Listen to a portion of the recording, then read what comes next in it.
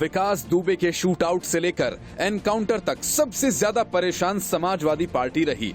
हालांकि इस अपराधी के बहाने प्रियंका वाड्रा ने भी कांग्रेस के विकास के सपने पाल लिए, लेकिन प्रियंका वाड्रा का सपना 24 घंटे में ही टूट गया। शूट आउट हुआ तो क्यों हुआ, विकास फरार हुआ तो कैसे फरार हुआ, पकड़ा क्यों नहीं गया, और जब उज्जैन में पकड़ा गया तो क्यों पकड़ा गया, ये अरेस्टिंग है या सरेंडर टाइप सियासी सवालों की एक झड़ी एक तरफ अखिलेश और दूसरी तरफ प्रियंका वाड्रा ने लगा दी। और जब विकास दुबे को भागने से रोकने और अपनी जान बचाने के लिए पुलिस को एनकाउंटर करना पड़ा तो अखिलेश यादव ने बिना वक्त गंवाए कह दिया कि गाड़ी नहीं, सरकार पलटने से बच गई।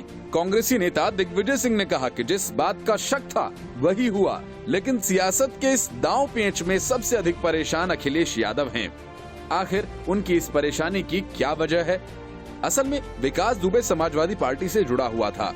जैसे ही विकास दुबे के एनकाउंटर की खबर फैली, समाजवादी पार्टी के राष्ट्रीय अध्यक्ष अखिलेश यादव ने इस एनकाउंटर पर सवाल उठाने के लिए ट्वीट करने में देरी नहीं लगाई। अखिलेश यादव ने ट्वीट किया कि दरअसल ये कार नहीं पलटी है, राज खुलने से सरकार पलटने से बच गई। विकास दुबे के एनकाउंटर पर समाजवादी पार्टी के नेता आईपी सिंह ने भी सवाल उठाए। आईपी सिंह ने उत्तर प्रदेश के मुख्यमंत्री योगी आदित्यनाथ पर निशाना साधते हुए कहा कि एनकाउंटर करवाकर आपने अपने विधायकों और अधिकारियों को बचा लिया। कानपुर शूटआउट के बाद से ही विकास दुबे के सपा नेताओं के साथ संबंध को लेकर तथ्य सामने आने लगे थे। उज्जैन में यूपी रजिस्ट्रेशन वाली एक कार मिलने के बाद से सपा से उसके संबंध को लेकर सोशल मीडिया में दावे किए गए। सोशल मीडिया में कहा गया कि विकास दुबे महाकाल मंदिर में समाजवादी पार्टी के कार्यकर्ता मनोज यादव के नाम पर रजिस्टर्ड एक गाड़ी में पहुंचा था। विकास दुबे के अखिलेश यादव के विधायक सतीश निगम से भी संबंध थे। एक तस्वीर में विकास दुबे और विधायक सतीश निगम एक साथ गहन चर्चा में दिखाई दे रहे हैं। अखिलेश यादव सरकार में कैबिनेट मंत्री रहे शिव कुमार बेरिया समाजवादी पार्टी के कई मंत्री विकास दुबे के घर आया जाया करते थे। विकास दुबे किस तरह समाजवादी पार्टी से जुड़ा हुआ था, इसका सबूत भी आप देख सकते हैं। विकास दुबे की पत्नी ऋचा दुबे ने साल 2015 में गांव में समाजवादी पार्टी की आजीवन सदस्यता ली थी। ऋचा दुबे ने अधिकृत प्रत्याशी के लिए फॉर्म भरा था। उसने फॉर्म में सपा की सदस्यता का नंबर भी भरा। ऋचा दुबे ने सपा के स्वघोषित समर्थन से जिला पंचायत का सदस्य चुनाव लड़ा था। विकास दुबे की पत्नी ऋचा दुबे का एक पोस्टर इसका स्पष्ट प्रमाण है। ये पोस्टर उस वक्त का है जब ऋचा दुबे घिमऊ से जिला पंचायत सदस्य का चुनाव लड़ रही थी।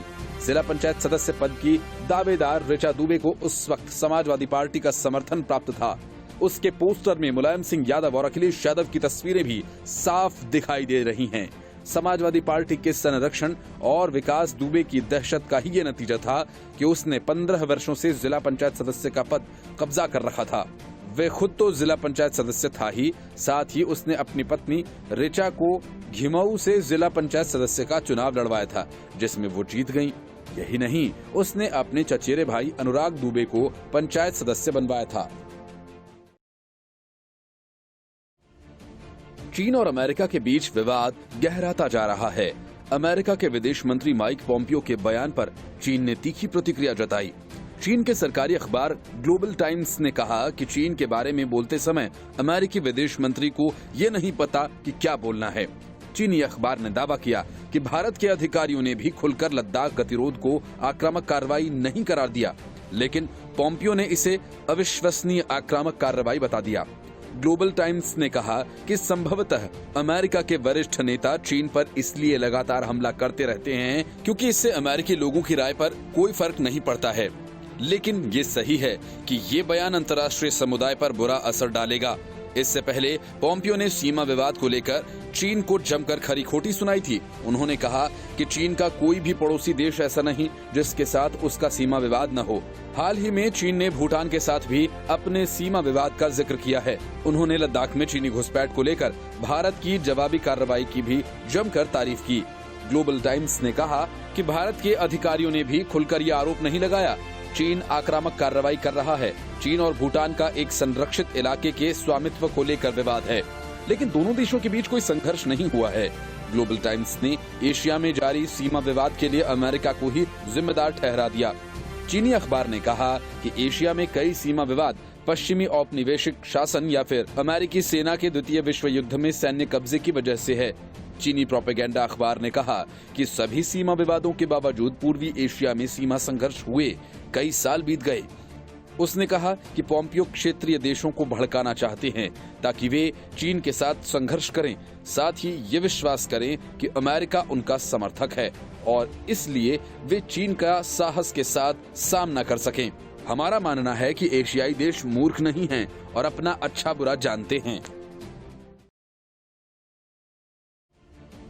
विकास दुबे के पकड़े जाने और फिर उसके एनकाउंटर तक घटनाएं इतनी तेजी से घटित हुईं कि इसके बहाने अपना सियासी विकास करने का कांग्रेस का इरादा गुलाटी खा गया। कांग्रेस को 24 घंटे के अंदर अपना सियासी रंग बदलने पर मजबूर होना पड़ा। अब कांग्रेस ने विकास दुबे के एनकाउंटर को लेकर सरकार पर सवाल खड़े कर दिए हैं और मामले की जांच सुप्रीम कोर्ट के मौजूदा जज से कराए जाने की मांग की है। कांग्रेस एनकाउंटर पर राजनीति करने से बाज नहीं आ रही है।